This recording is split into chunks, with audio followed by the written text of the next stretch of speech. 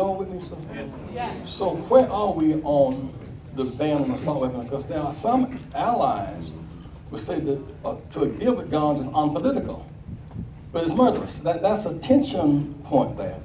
Some would say that Haiti is all right, but let's don't push it too far. You cannot not deal with Haitians getting locked out, right, getting set in. Right. But there is a political agenda, Dr. Suji. We do have an agenda. We do have an. Will we make that agenda be enforced? Now, we've had the same agenda for a pretty good while. The Section 265 Voting Rights Act is up on the Supreme Court now. Where are we on that? And will that be a voice from the Department of Justice on, we are not something like an agenda. Will it be enforced? And will we be courageous enough to enforce it under these times? Because it keeps coming back to how do we handle delicately and sensitively, as Nathan would do, how we speak to not the Pharaoh. He gone, we beat Pharaoh. How we deal with David, who is the popular David, David of our choice. And yet we have the tension between Nathan and David's distinction. And we shouldn't run from that question, because that's the issue in the streets, Al. That's what, when Al speaks on the radio position, he gets greased up, because any position that challenges David, right or wrong, Reverend Richardson's point was, when you speak about Pharaoh, people shout. You speak about to him at foreign, but when you speak about David, right or wrong, you are facing a different, that means a different kind of cultivation of your crowd, because if not, you're running out your own pulpit. Right, right. We're going to have to wrap this up. If your questions are real fast, questions. Great question. Reverend Richardson spoke about the tension between the pulpit and the pews.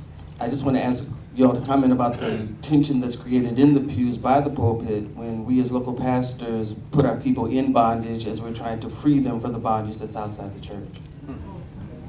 I don't know if we put them in bondage. I think many people come in bondage, and our job is to free them up. And I think that I think this is the beginning. There have to be conversations and dialogue that are ongoing, that are not just the pulpit preaching to the pew, but that there's conversations about all the issues that were raised today. So I think people come with bondage as well as we come with our own, but it's a matter of having conversations that are holistic and relevant for this particular season that we're in, so that we can begin to address the situations that we have.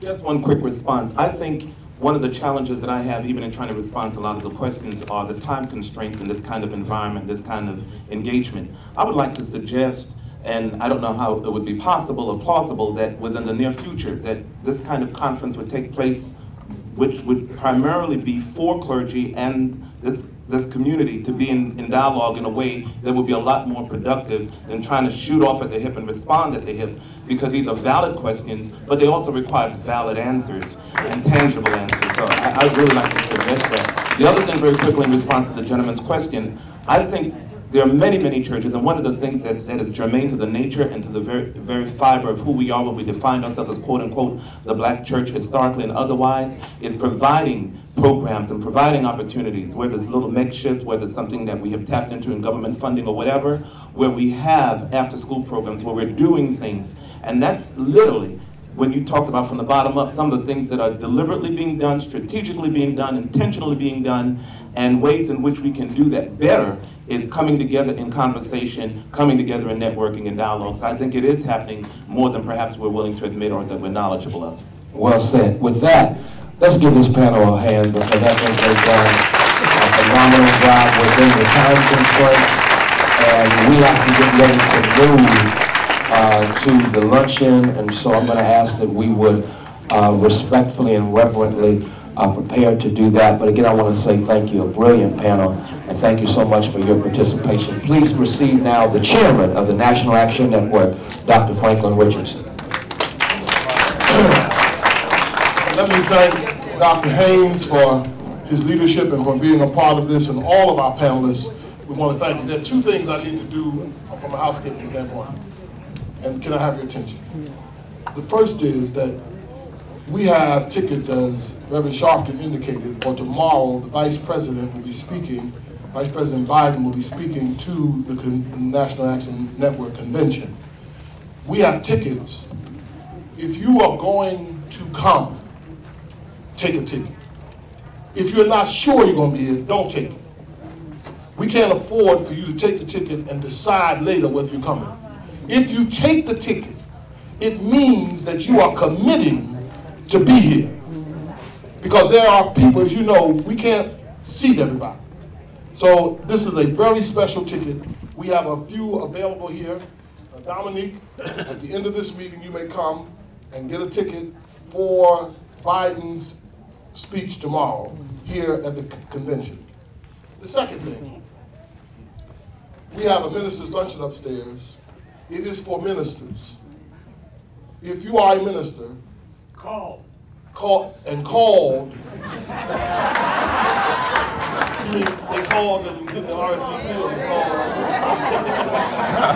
Or they were called. And answered already. You get called today in this meeting. The point is that there is a list of ministers who have been confirmed. They will be admitted in first. It is open to all ministers after the ones who have done the RSVP. But it is a minister's luncheon, and it is limited to a number of seats. So I do not wish for you to go in if you're not invited and have to be asked to leave. I'm trying to give you the courtesy to treat you right.